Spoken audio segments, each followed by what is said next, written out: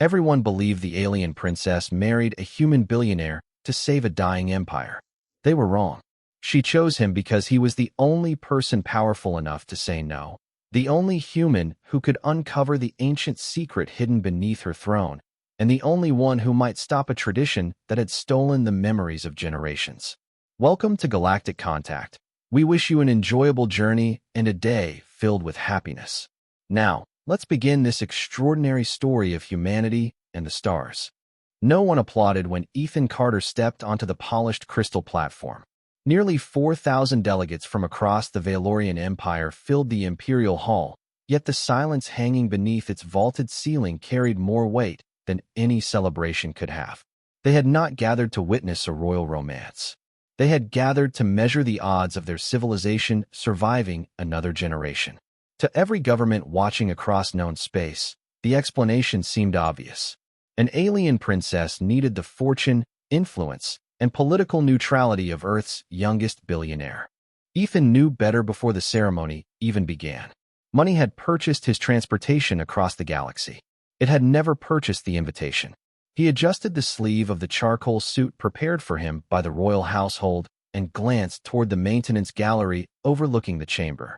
Two engineers quietly replaced a worn stabilization relay behind an access panel concealed beneath decorative stonework. They tested the replacement twice before sealing the compartment and recording the inspection by hand.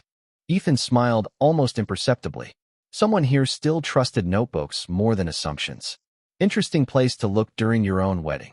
The calm voice belonged to Minister Cassian Rowe, the Empire's finance minister. His silver ceremonial jacket carried almost no ornamentation beyond a modest insignia stitched above the heart. Ethan never missed details like that. People who managed resources rarely decorated themselves with them. "I'm watching priorities," Ethan replied. Cassian followed his gaze toward the engineers. "And what have you learned?" Ethan nodded toward the relay compartment. "If the lights above the throne matter less than the power feeding the hospitals, someone is making difficult decisions." Cassian regarded him for several quiet seconds before speaking again. "Her Highness chose correctly." Ethan turned his head. "That's assuming she chose me." The minister didn't answer. He simply looked toward the entrance of the hall. Ethan understood enough negotiations to recognize intentional silence. The music began without fanfare. Princess Lysera Vale entered alone beneath an arch woven from living silver branches and pale blue blossoms that opened only beneath natural sunlight. No military escort followed her. No jeweled crown rested upon her head. She wore a midnight blue ceremonial gown embroidered with star charts instead of royal crests, its sleeves stitched with constellations mapped long before the empire itself existed. Near one cuff, Ethan noticed careful hand repairs hidden beneath the silver thread. The fabric had not been replaced. It had been preserved. He wondered whether that decision belonged to a tailor or to the woman wearing it. Lysera stopped beside him. Neither reached immediately for the ceremonial rings resting upon the ancient metal pedestal between them. Instead, they looked toward the assembly surrounding them. Thousands of strangers waited for certainty neither of them possessed. Finally, she spoke quietly enough that only Ethan could hear. "Thank you for coming." He let out the faintest breath.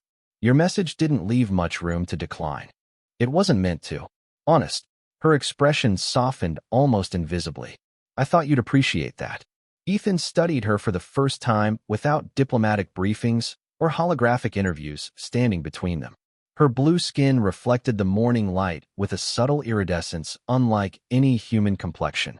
Fine silver markings traced naturally along her temples toward elegantly shaped ears, while her luminous violet eyes carried vertical pupils that narrowed slightly beneath the brightness filling the hall. She was undeniably beautiful, yet unmistakably alien. More importantly, she looked tired. Not physically. The exhaustion sat somewhere deeper, behind the discipline expected of someone who had spent years pretending impossible choices were ordinary responsibilities. The officiant lifted two simple rings forged from a silver-blue alloy that resembled precision engineering more than jewelry.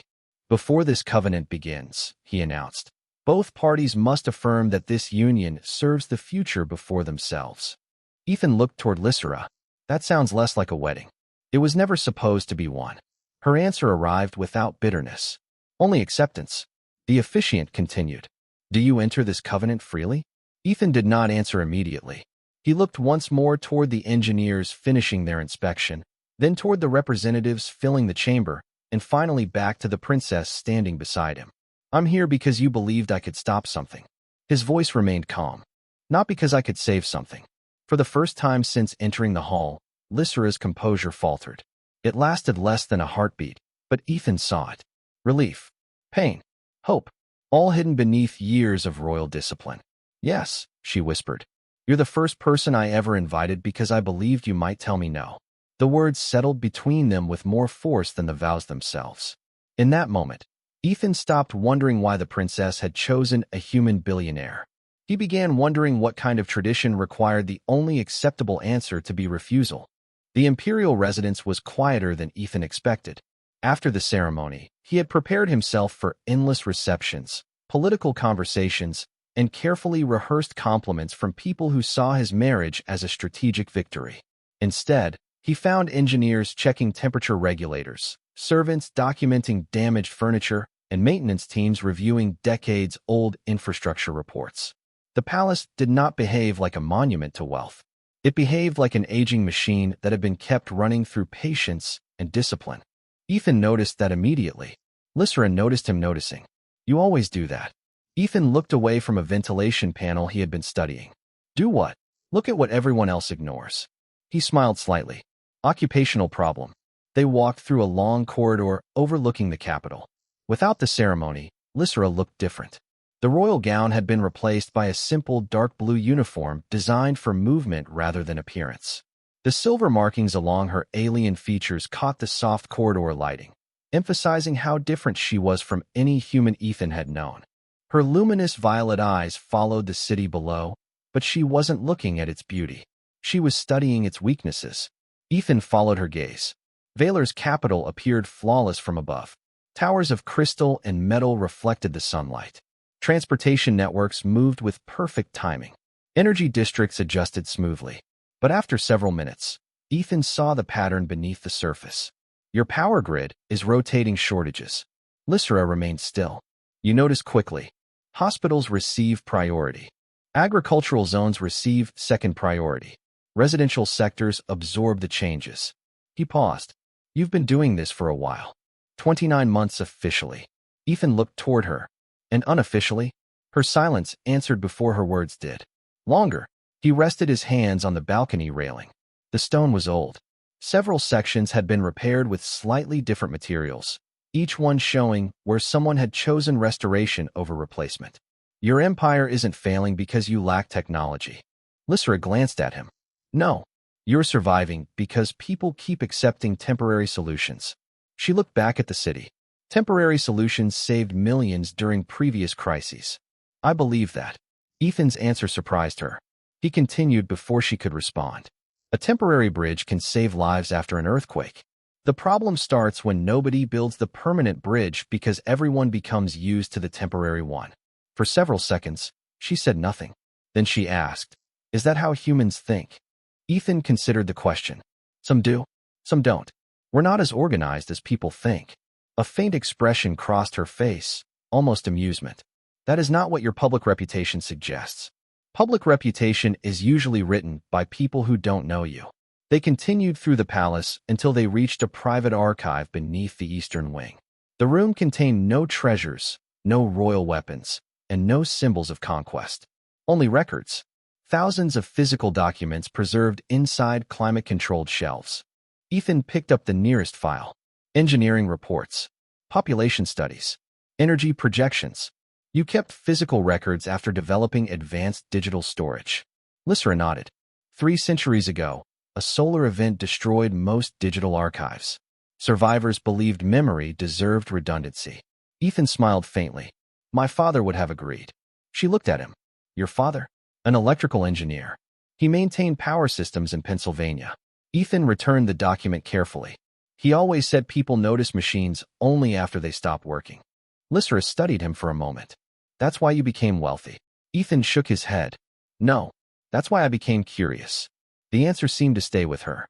She opened a sealed container on the archive table. Inside rested a small metal key, worn smooth by generations of use. Ethan recognized the craftsmanship immediately. It wasn't decorative. It was functional. "What does it open?" he asked.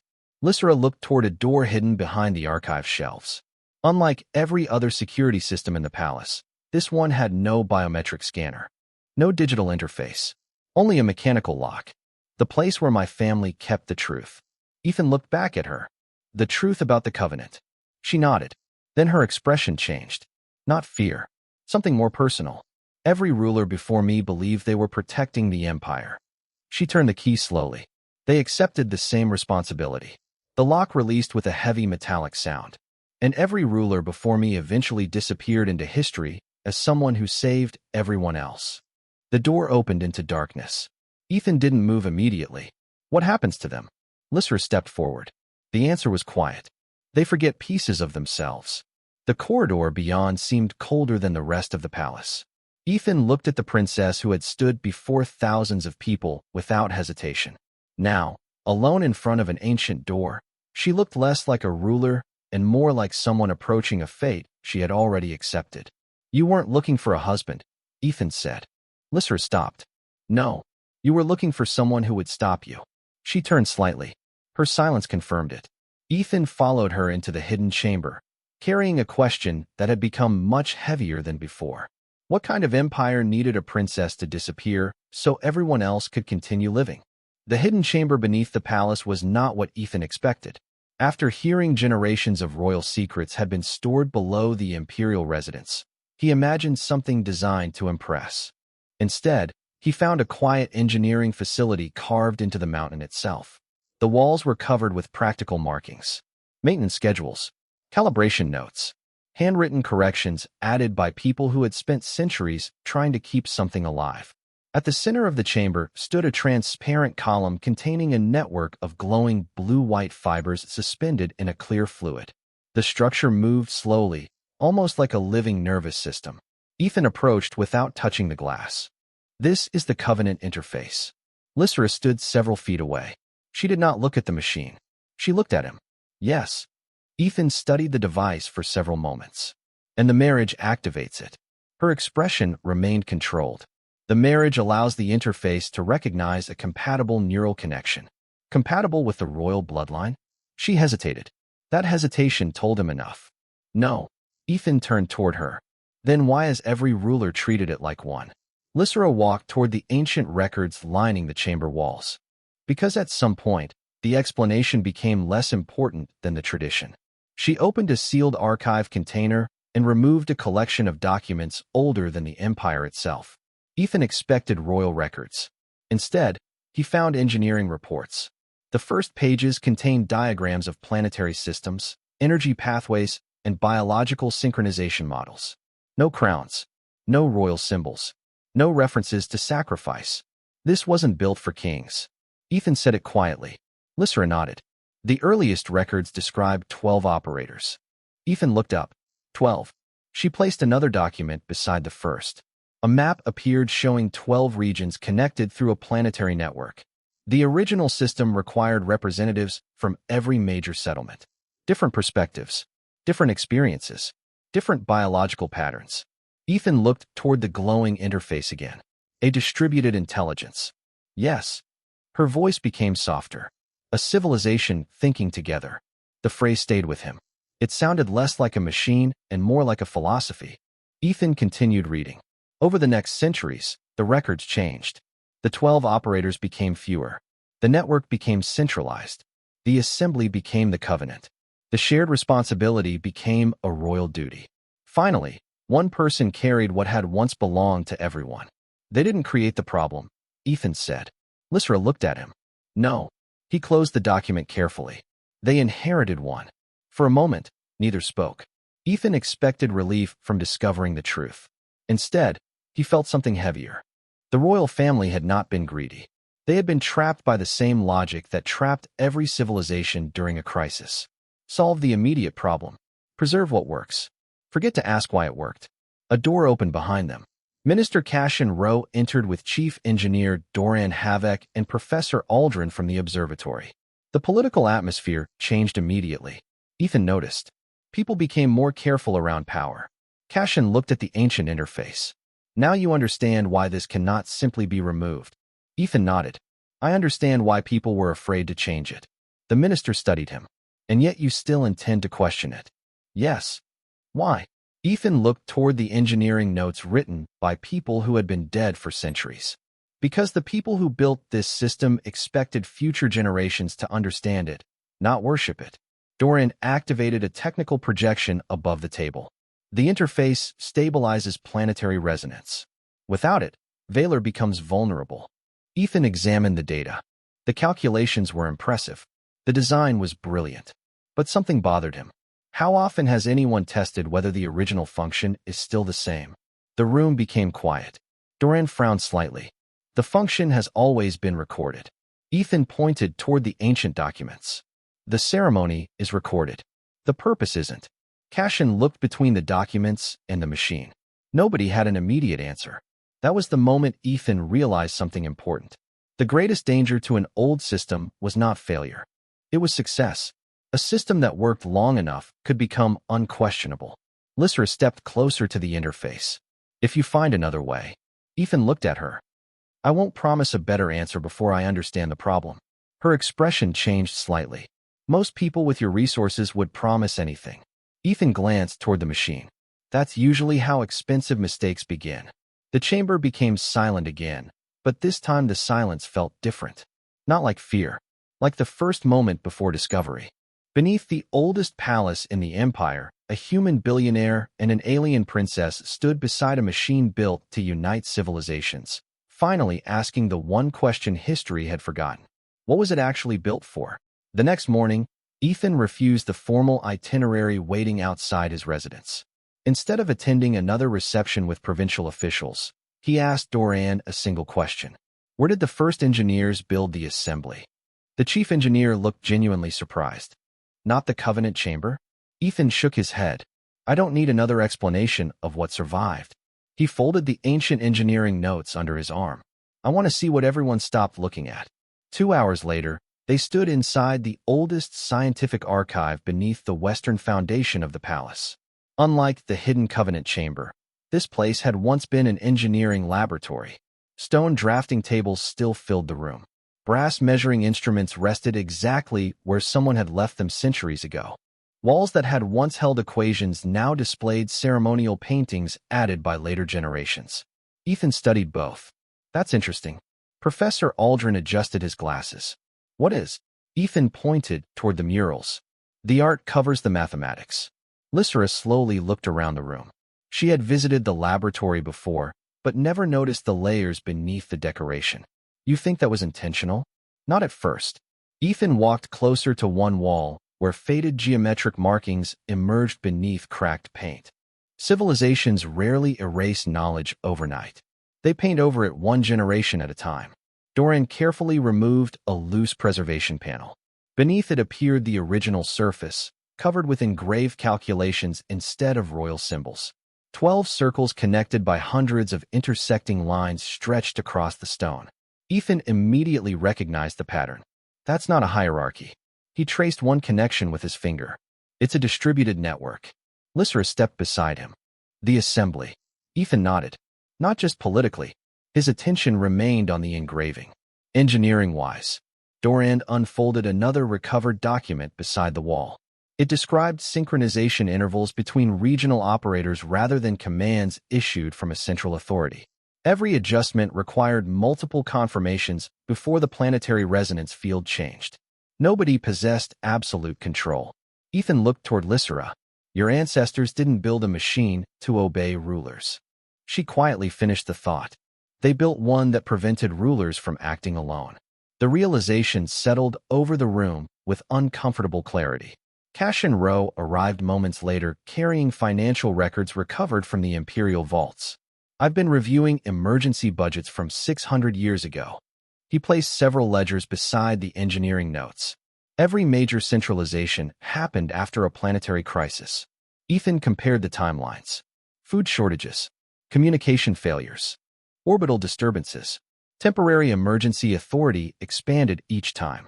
None of it appeared malicious. Nobody planned to replace the assembly, he said. They kept postponing its restoration. Cassian nodded slowly.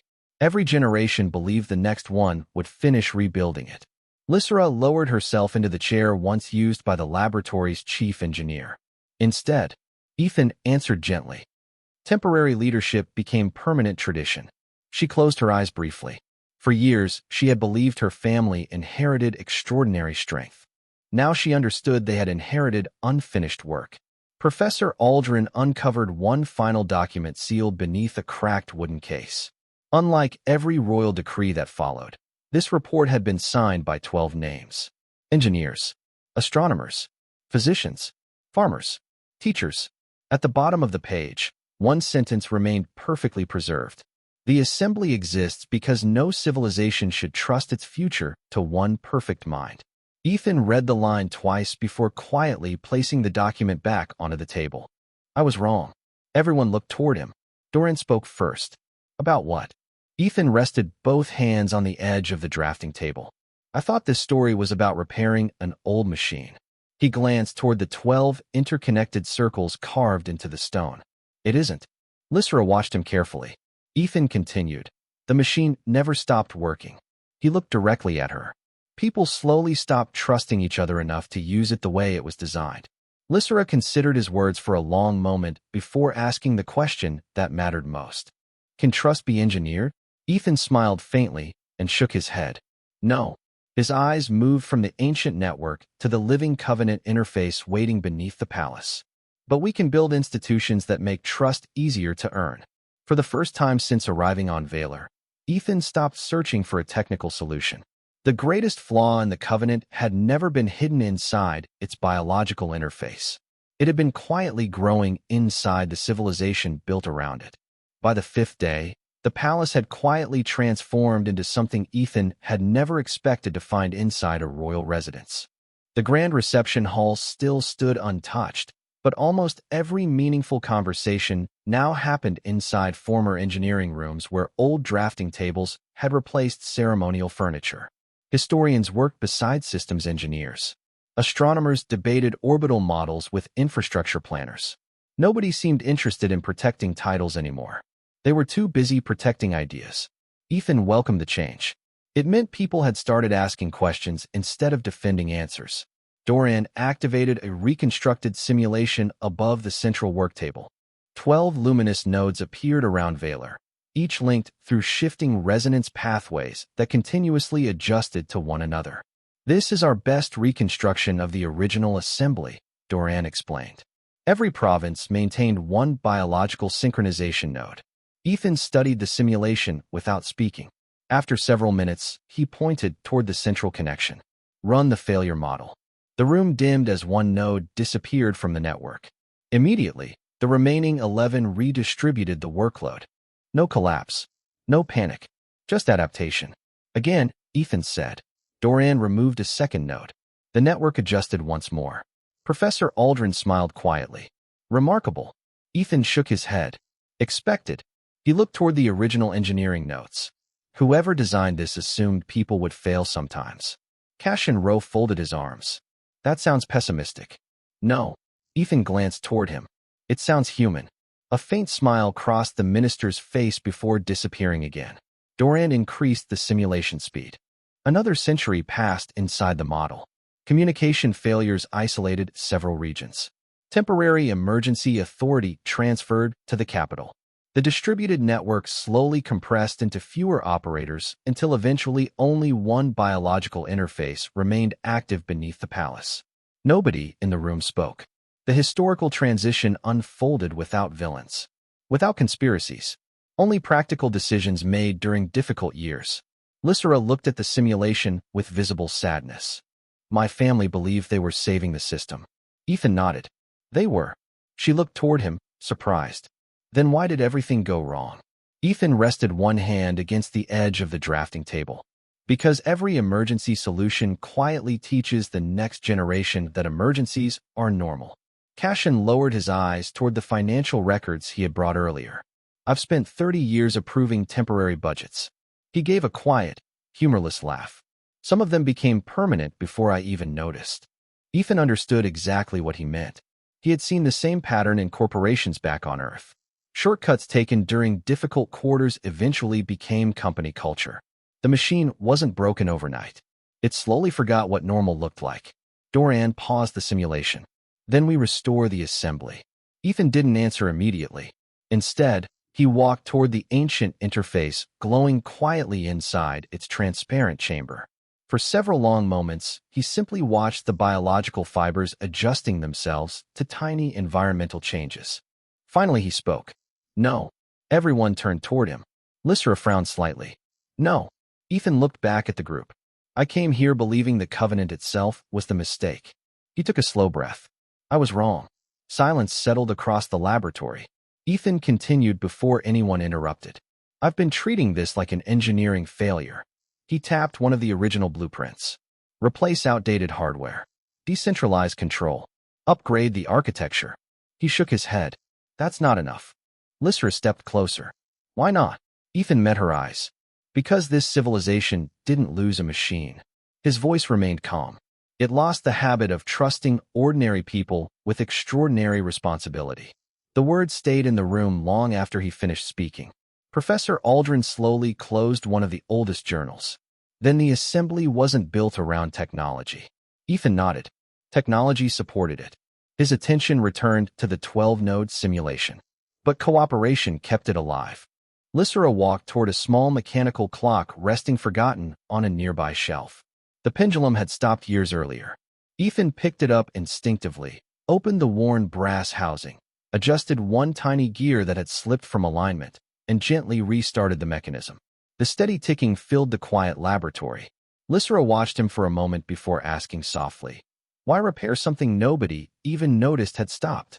Ethan closed the clock and placed it carefully back where it belonged. Because someone built it to help people keep time. He looked toward the assembly records spread across the room. The same reason we're here. Lysra lowered her eyes to the slowly moving clock, then back to the ancient network. For the first time since inheriting the throne, she understood that saving her civilization would never require becoming another forgotten queen. It would require helping millions of ordinary people remember they had always been part of the solution. The first full reconstruction of the assembly network began beneath the ancient laboratory where the original engineers had once worked. Ethan expected complicated machinery, endless calculations, and technical debates that lasted until exhaustion. Instead, he found something far more difficult to design. People. 12 regional teams gathered around the central interface, each bringing different priorities, different concerns, and different ideas about what the future should look like. The engineers wanted efficiency. The agricultural representatives wanted reliability. The medical specialists wanted safety. The educators wanted accessibility. Nobody agreed immediately. Ethan noticed that and felt strangely relieved. A system where everyone agreed too quickly was usually a system where someone had stopped speaking. You seem satisfied, Lysra said while watching the representatives argue over the first synchronization model. Ethan looked toward the discussion. I'm watching the system work. She glanced at the people around the chamber. They're arguing. Exactly. A faint smile crossed her face. Humans have an unusual definition of progress. Maybe. Ethan paused. Or maybe we just learned that disagreement isn't always failure. The first simulation revealed the remaining weakness in the ancient design. The original assembly had required biological compatibility between operators, but the old records were incomplete. The researchers had assumed compatibility meant genetics. Ethan wasn't convinced. He reviewed thousands of historical records, comparing operator backgrounds, decision patterns, and communication habits. The answer appeared slowly.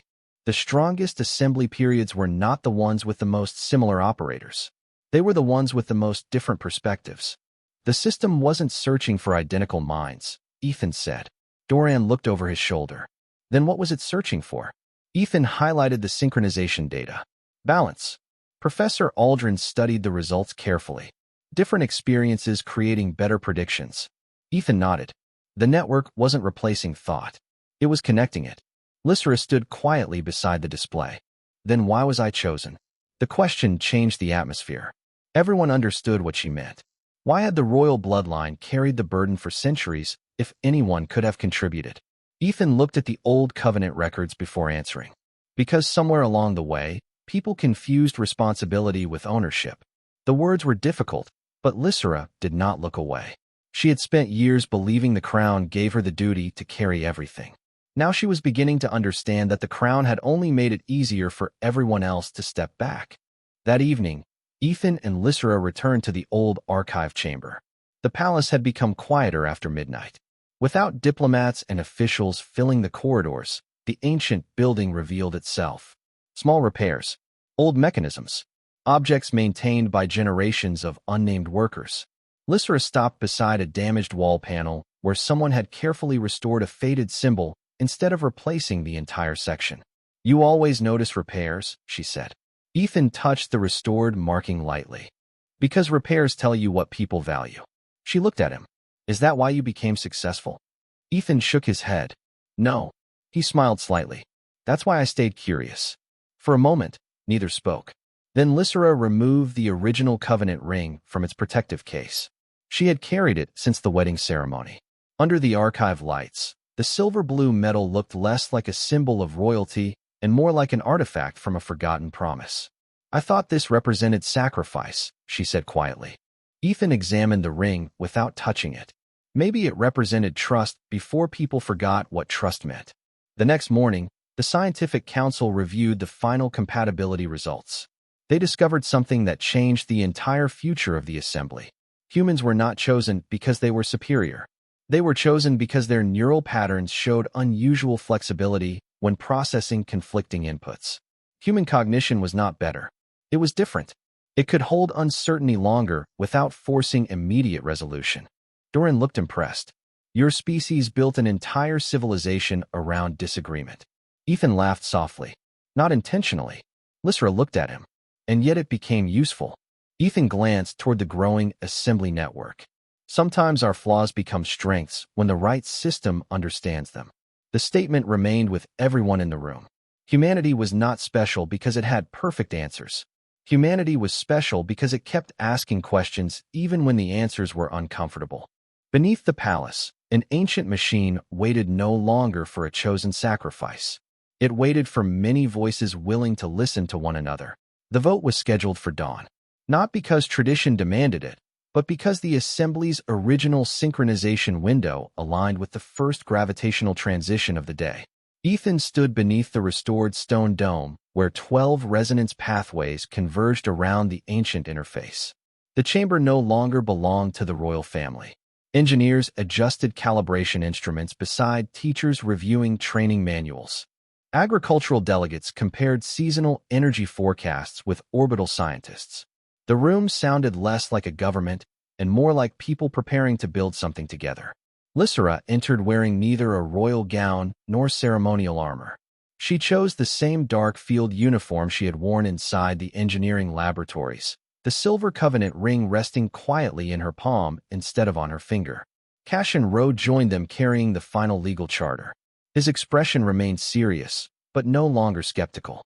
"Every province has reviewed the proposal," he said. "No unanimous approval." Ethan nodded. "Good." Cassian almost smiled. "I was hoping you would say that." He placed the charter on the central table. 8 provinces approve immediately. 2 want additional safeguards.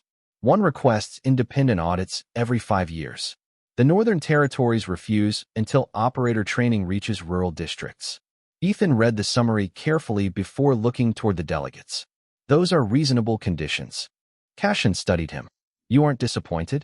"If nobody challenged this plan," Ethan replied, "I'd wonder what everyone missed." Lysera watched the exchange in thoughtful silence. Months earlier, disagreement inside this chamber would have frightened her. Now it sounded like responsibility. Doran activated the reconstructed assembly model.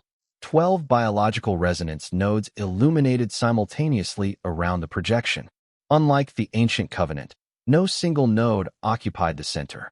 Every connection shifted continuously, redistributing influence as new information entered the network. Professor Aldrin compared live orbital data with the original engineering calculations recovered beneath the laboratory. The synchronization window begins in 14 minutes. Nobody rushed. Every regional team completed its own checklist before confirming readiness. No royal order was required. Ethan quietly observed the process until a warning indicator appeared above the western node. Calibration delay. Several technicians instinctively looked toward him. 6 months ago, he would have walked directly to the controls. Instead, he folded his arms and waited. "Western team," he said calmly. "What do you need?" The response arrived through the communication network. 2 additional minutes. A temperature sensor drifted outside tolerance after sunrise. Ethan looked toward the room. "Can the network wait?" Doran reviewed the orbital forecast. "Yes. For minutes of margin remain." Cashin lowered the approval charter back onto the table. "Then we wait." Nobody complained. Nobody demanded impossible perfection. 2 minutes later, the Western engineer confirmed completion. The warning disappeared without anyone bypassing the procedure. Ethan smiled quietly to himself. Months earlier, he would have solved the problem by overriding the delay. Today, the system had solved it through patience instead of authority. Lysra noticed. "You were right." Ethan shook his head gently. "No." He watched the 12 teams exchange final confirmations. "I almost made the same mistake your ancestors did." She looked at him. "Trying to carry too much yourself?" He nodded once, thinking the fastest answer was automatically the best one. The synchronization sequence began. Light traveled through every resonance pathway beneath the ancient chamber, flowing not toward one throne but around the entire network. Each province contributed. Each province received. No operator surrendered memories. No biological overload appeared. The interface adapted exactly as its original architects intended centuries earlier. Professor Aldrin watched the harmonic readings stabilize before quietly removing his glasses. "The assembly has returned." Silence filled the chamber, but this silence felt earned rather than fearful. Lysra stepped toward the ancient covenant pedestal resting beside the restored network. She opened the small ceremonial case and lifted the silver-blue ring that generations of rulers had worn before sacrificing pieces of themselves. She held it for several long moments, then carefully placed it inside the Imperial Archive instead of returning it to her hand. "It belongs to history now," she said softly. No one applauded. No music played. The gesture needed neither. Ethan walked beside her as the delegates resumed discussing maintenance schedules, operator training, and inspection rotations. Ordinary conversations had replaced extraordinary burdens. Outside the chamber, morning sunlight spread across the capital where millions of people continued their daily lives without realizing that the greatest victory in their empire's history had arrived almost unnoticed.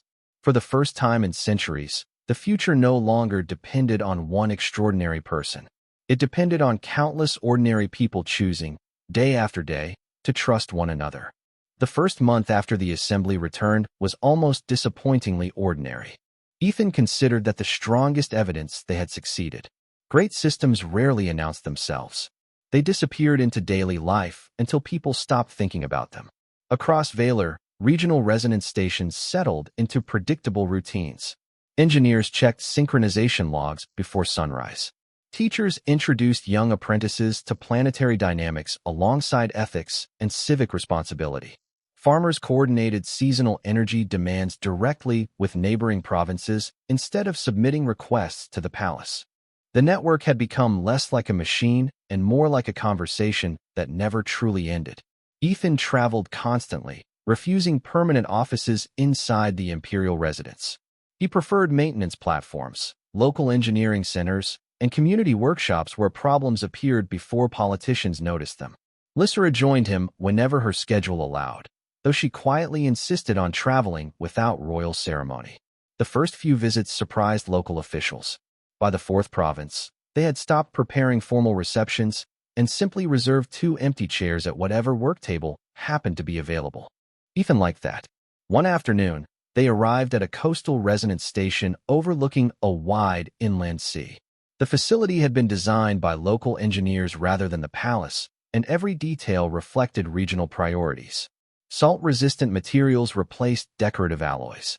Wind turbines supplemented resonance power instead of relying entirely on central distribution. Young apprentices moved confidently between inspection panels while experienced technicians reviewed their work instead of doing it for them. Doran examined the latest performance reports with visible satisfaction. Regional efficiency increased another 4%. Cash and Rose studied the financial summaries beside him. Maintenance costs also dropped. Ethan looked around the station before responding. People take better care of systems they actually own. Cashin closed the report thoughtfully. I spent years believing central control reduced waste. Ethan smiled faintly. Sometimes it does.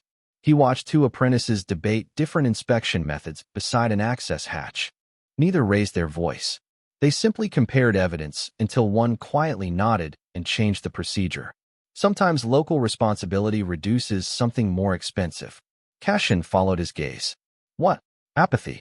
Lysra walked toward an observation window overlooking the resonance array stretching across the shoreline. Unlike the Old Covenant, no single structure dominated the landscape. Smaller synchronization towers worked together, each adapting to local conditions while supporting the wider network. She rested one hand against the glass. It looks different than I imagined. Ethan joined her. Better or worse? She considered the question carefully. Smaller. Ethan laughed softly. That's usually how resilient things look. She turned toward him. I used to believe protecting the Empire meant standing above it. Her eyes drifted toward the technicians working below. Now it feels more like standing beside it. They continued through the station until they reached a workshop where an elderly technician guided three teenagers through the repair of a damaged resonance regulator. The instructor deliberately stepped back after demonstrating the first adjustment, allowing the students to make small mistakes before correcting them together. Ethan watched quietly. Lysra noticed his expression. You're thinking about something. He nodded. The original assembly. She looked toward the workshop. Because they're teaching? Because they're refusing to become indispensable. The sentence lingered between them. The elderly technician wasn't creating dependents. He was creating successors. That had been the missing principle all along. Every civilization failed eventually when too much knowledge stayed inside too few people. Later that evening, the Imperial Council met inside the restored assembly chamber. No throne occupied the center anymore. A broad circular table connected every representative equally. Minister Cashin presented the final review of the transition. Economic recovery continues ahead of projections. Professor Aldrin followed with educational reports showing unprecedented cooperation between scientific institutions across all 12 provinces. Doran submitted engineering assessments confirming the biological interface beneath the palace had entered passive support mode for the first time in recorded history. Nothing dramatic had happened. It simply no longer carried a burden it had never been designed to carry alone. After the meeting ended, Ethan found Lysra standing beside the Old Covenant archive. The silver-blue ceremonial ring remained inside its glass case. She looked at it briefly before closing the cabinet without hesitation. Do you miss it? Ethan asked. She smiled gently and shook her head. No. Her attention shifted toward the voices of engineers, teachers, ministers, and apprentices still talking together beyond the chamber. I don't miss carrying something that was always meant to be shared. Ethan nodded quietly. Outside, the lights of the capital stretched toward the horizon, steady not because one extraordinary person had sacrificed everything, but because an entire civilization had finally remembered that its greatest strength had never been one perfect leader. It had always been countless ordinary people willing to keep listening to one another. 6 months later, no one across the Valorian Empire referred to the assembly as a revolution anymore. It had quietly become routine, and Ethan considered that the greatest compliment any engineer could receive. Systems earned trust when people stopped admiring them and simply relied on them. Every morning, resonance stations opened before sunrise. Local technicians reviewed inspection logs. Students shadowed experienced operators. Provincial representatives met through open networks instead of waiting for instructions from the capital. The future no longer depended on extraordinary moments. It depended on ordinary habits repeated with care. Ethan and Lysra traveled without ceremonial escorts whenever protocol allowed. They preferred community workshops, observatories, and maintenance stations over royal receptions. During one visit to a mountain province, an elderly mechanic waved them toward a workbench without recognizing either of them. Hold this panel steady, he told Ethan while tightening a damaged resonance bracket. Ethan did exactly that. Lysra handed over the correct wrench before being asked. The repair took less than 5 minutes. When they finished, the mechanic thanked them, wiped his hands on an old cloth, and returned to training 2 apprentices. Only after Ethan and Lysera had reached the station entrance did a young engineer quietly whisper their identities into the mechanic's ear. The old man looked toward the departing pair, smiled to himself, and simply returned to work. Neither Ethan nor Lysera noticed. They would have preferred it that way. Weeks later, the restored assembly gathered inside the circular chamber beneath the palace. There was no throne at its center. 12 provincial tables formed an unbroken ring instead. Engineers, educators, physicians, economists, and elected representatives reviewed infrastructure reports together. Cashin Rowe presented the annual budget without raising his voice. Emergency reserves have decreased by 43%, he reported. Maintenance spending increased. Several delegates exchanged curious looks. Cashin smiled faintly. That's good news. Planned maintenance is always cheaper than desperate repair. Ethan caught his eye across the chamber and gave a small nod. Cashin returned it almost reluctantly. They had disagreed often during the previous months. That disagreement had strengthened every proposal placed before the assembly. Professor Aldrin followed with educational results. Students from every province now completed the same foundational engineering program before specializing in regional disciplines. Doran confirmed that the biological interface beneath the palace remained stable while operating at only a fraction of its historical workload. The ancient machine had not been abandoned. It had finally been allowed to do the job it was originally designed for, instead of carrying responsibilities that belonged to an entire civilization. After the meeting ended, an official from both Earth and Valor delivered the final legal review of Ethan and Lysera's marriage agreement. The document was remarkably short. The political conditions requiring their union had been fulfilled. Under both governments, the marriage could now be dissolved without consequence. Lysera read every page before folding the document closed. She remained silent for several moments. Ethan waited without interrupting. Eventually, she looked toward him. There is no obligation anymore. I know. The Empire no longer needs this marriage. I know that too. She searched his expression, perhaps expecting disappointment, perhaps expecting relief. Instead, she found neither. Ethan looked through the open window, toward the city below where evening lights appeared one neighborhood at a time. Children crossed illuminated bridges carrying schoolbooks. Transit crews inspected rail systems before the night schedule began. Bakers prepared tomorrow's bread, while observatories calibrated instruments for the coming orbital cycle. Life continued because countless people quietly cared for things that mattered. He looked back at Lysera. When we first met, you chose me because you believed I'd be willing to tell you no. She smiled softly. You did. Ethan laughed under his breath. More than once. Frequently. They shared the brief, familiar silence that only honest friendship could create. Then Lysera asked the one question neither politics nor history could answer. If no one needs you to stay. Ethan didn't let her finish. That's exactly why I can choose to. She held his gaze for a long moment before setting the signed dissolution papers gently onto the table beside them. No dramatic gesture. No theatrical declaration. She simply left them there. Then I'd like to choose too, she said quietly. Ethan offered his hand, not as a prince, not as a billionaire, and not as the man who had helped change an empire. Just as another person making an ordinary promise. Lysera accepted it without hesitation. Together they left the chamber and walked through the capital without announcement. People passed them carrying groceries, repair kits, books, and children. No one stopped. No one bowed. No one expected them to carry the future anymore. Above the city, the stars shone with the same quiet patience they always had. Beneath them, an empire finally understood that its greatest achievement had never been building a machine powerful enough to save civilization. It had been learning to build a civilization where no one would ever have to stand alone again. Thank you for staying with us until the end of this journey. We hope this story brought you inspiration and meaningful emotions about humanity and the stars. Share your thoughts in the comments below, and subscribe to Galactic Contact for more unforgettable cinematic sci-fi stories waiting to be discovered.